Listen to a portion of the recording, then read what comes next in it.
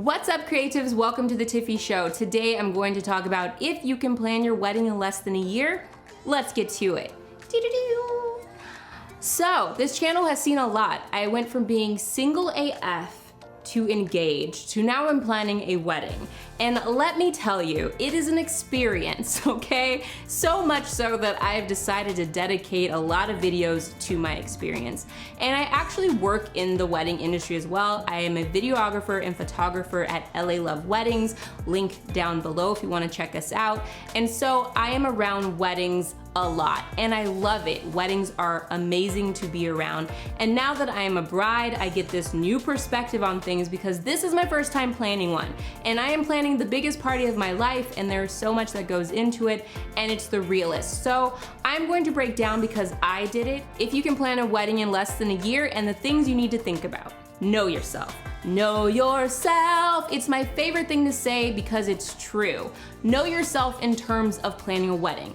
I went into this not knowing anything about what I wanted. I didn't know what kind of dress I wanted, venue, flowers, none of that. So I feel like that kind of gave me freedom in this to be a little bit more open in terms of things. If you have had the ideal wedding plan since you were a little kid, you are an over planner, you overanalyze everything, and you have a specific way that you need your dream wedding to be, then you might not be able to accomplish that in 6 to 8 months. However, if you are a person that knows that you can have a banging wedding in 6 to 8 months, which is true, you can. If you're willing to be open-minded, creative, and flexible, you can make it happen.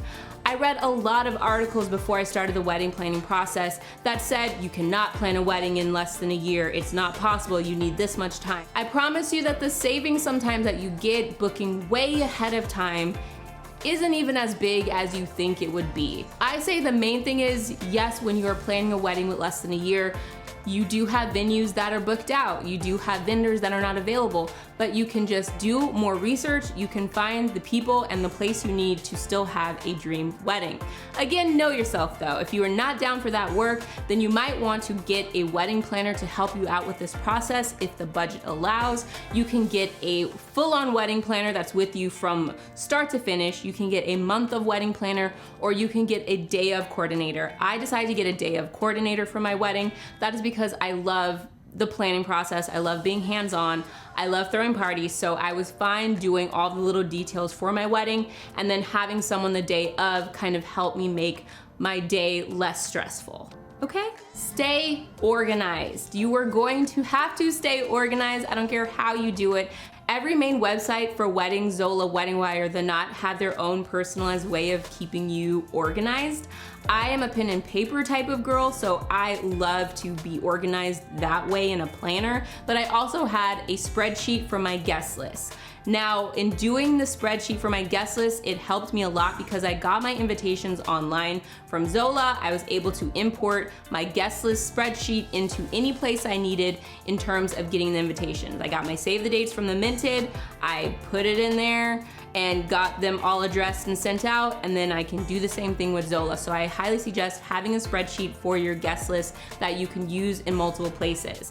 This is the paper planner that I got. I got this from Amazon. I wish I got this earlier in my wedding planning process. It's amazing. Please don't judge me. It's a little beat up because I actually use it. It has different tabs inside of it. I will link it down below if you want to get this. It has like place for folders. It has notes, it has a calendar, it has everything to keep you organized for your wedding. I highly suggest you get something like this. There's a lot of different options on Amazon. This one, and then, you know, there's more, but I really love this one for keeping me organized on top of having my spreadsheet. And even my fiance will grab this and be like, because I have a special little list for him in here, because that's what you gotta do, you gotta give him a list, and he checks off his list from this book. So that's a good find if you like being organized with paper and pen. As a vendor, I love HoneyBook. That is what I use when I am booking clients for LA Love Weddings.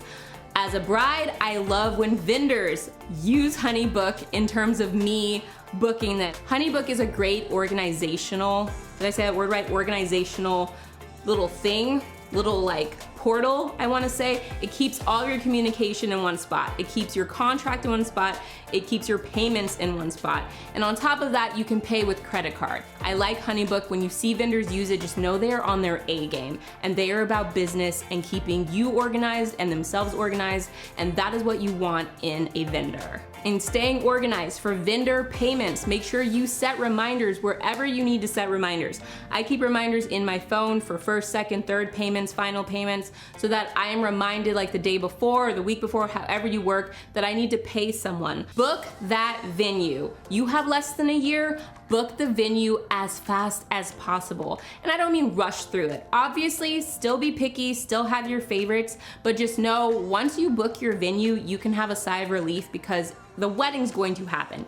If everything else is janky, you have a place that people are going to party. So it's just a huge sigh of relief. And once you have the venue, I feel like everything else can kind of fall into place because you kind of know more how you want to decorate the space, logistics, you can get that started. So when finding a venue, what we did, because we were working in the less than a year, frequency as well, is we just picked a month, and that was a month that we looked at venues, and we looked at 4 to 5 of them.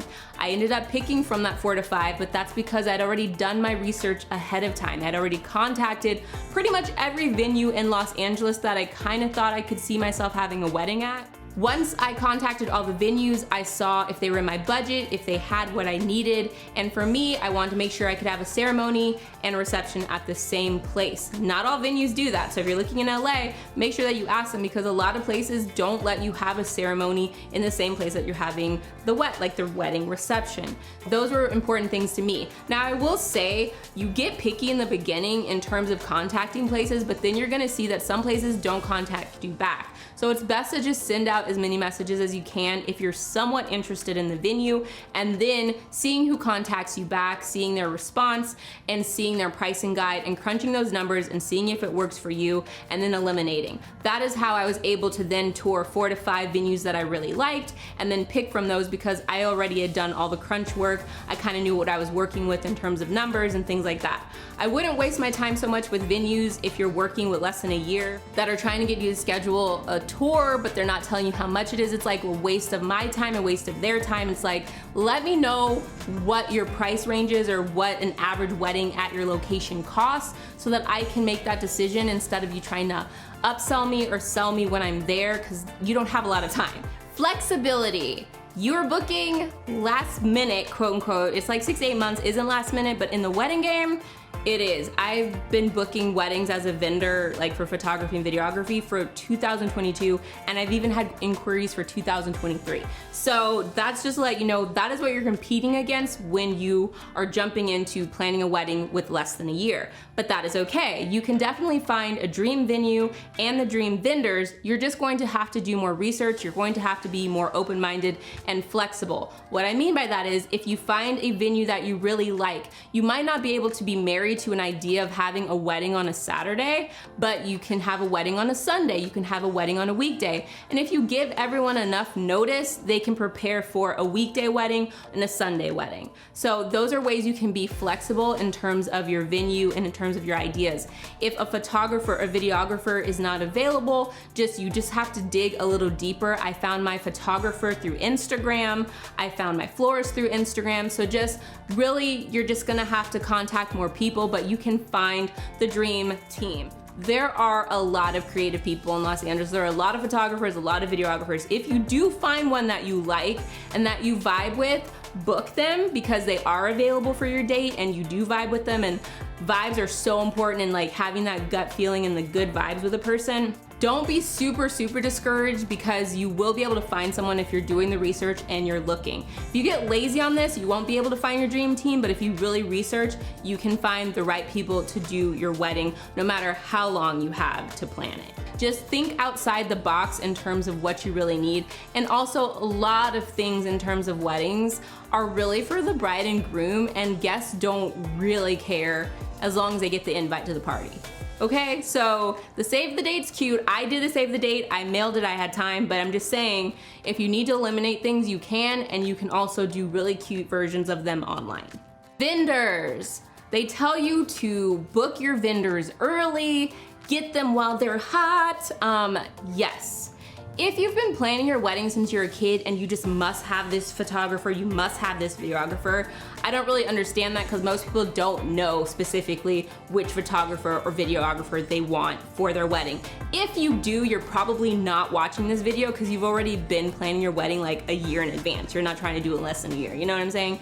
But in terms of vendors, prioritize. Figure out who is the most important people on your vendor list. For me, it was videographer, photographer, florist, DJ. Pretty much kind of in that order, but definitely videographer, photographer, videographers first. Then I went to photographers, and you have to be, as I've mentioned before, creative in how you find these people, because you have to remember, if you are booking your wedding with less than a year, you're using the same websites that people that have been booking their wedding for more than a year are using. So The Knot, Wedding Wire, Zola, which are great places, and there are people on there that you can book. Go past the first page sometimes if you're booking with less than a year. Check out Instagram, ask your friends for, you know, who is a good videographer, photographer. Also, I just wanna say, when you talk to these vendors, make sure they're professional. If they have good work, they don't need to have shot 2 million weddings or 2 million, you know, events. If they have good work that they're showcasing, they are professional with you, you have a good vibe with them,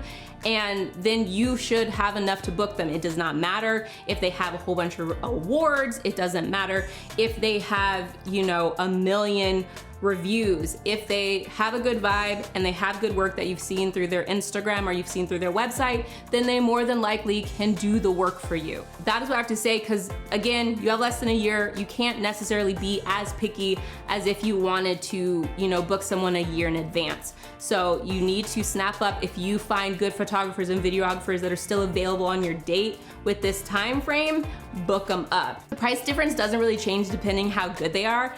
Photographers of a certain caliber are all around the same price. Videographers of a certain caliber are all around the same price. So you will be able to find people within those circles, but if you're trying to save $1 here and there, it's kind of pointless. They're all gonna be the same price if they have really, really good work. Now, you can always find someone for $1.99. You can always find someone for $1.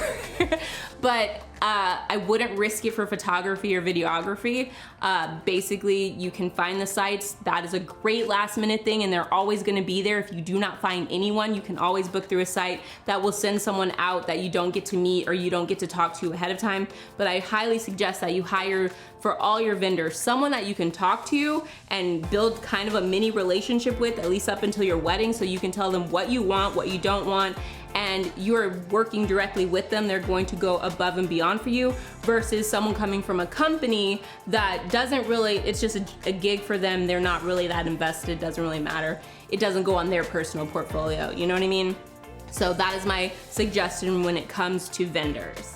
I picked a lot of vendors, and you'd be surprised the amount of people that don't message you back. It's like, do you not want monies? But message vendors, talk to them, and then if you get a good vibe, if you're chatting with them and you really like them as a person, then it might be a good idea to book with them, because there are only so many weekends within a year, and those are when most of the weddings are taking place. And if you had a good vibe with them, if you like them, then I promise you that other couples like them too. So the last thing you want to do when you're booking a wedding with less than a year is completely overanalyze certain vendors to the point of losing them, and then having to go to what I mentioned before, which is just the companies that have a whole bunch of photographers and they're just gonna give you one for your wedding. Do your overanalyzing before talking to the photographer, videographer, because that way you know you already like their work. It's just about the vibe and the personality fit. The dress or custom suit. This goes back to the venue, like book the venue and then do this if it's important to you.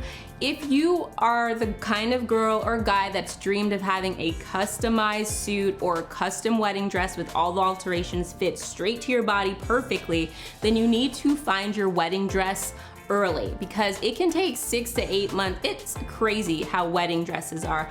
I started looking for my wedding dress and I was probably 6 months out and they were still like, ooh, like that's really cutting it close. So just letting you know, if you're taking the traditional route of going to a wedding dress store, trying it on, saying yes to the dress, and then they order the dress for you, and then you have a fitting, and then they do alterations and they do all that good stuff, then you need time. So make sure that that is a priority and you do that before the vendors, like right after the venue, get your dress or get your custom suit, because it's the same for custom suits depending on how customized you want it. If you want a particular color, if you want it to fit in a certain way, if you want this suit to be like a one of a kind, it was made for you suit, then you also need to make that a priority and do that earlier in the wedding planning process so you don't have to worry about it, because the chances of you getting that later in the game is hard. Now, this does not count if you want to wear a sample dress, which you totally can. Wear a sample dress that's fit to your body. If you fit sample sizes, that's great. You can just get a dress off the rack, you can rent a dress, and you can also buy a dress secondhand. So this is more for the people that want that customized dress, or, you know, a say yes to the dress, go on the television show kind of thing. Then you just need a little bit more time. But obviously there are a lot of options that you can do that aren't that within the less than a year time frame. That is it. Those are all my tips to think about if you are planning a wedding with less than a year. I did it, my brother actually did it too, and it was successful. So it is possible you can have your dream wedding with less than a year. It just takes creativity and an open mind. If you enjoyed this video, make sure that you share, like, subscribe, and comment. Comment below. Let me know any videos that you would like to see on the wedding planning process, and I will try to get those to you in this series, and I will see you next time. Stay creative.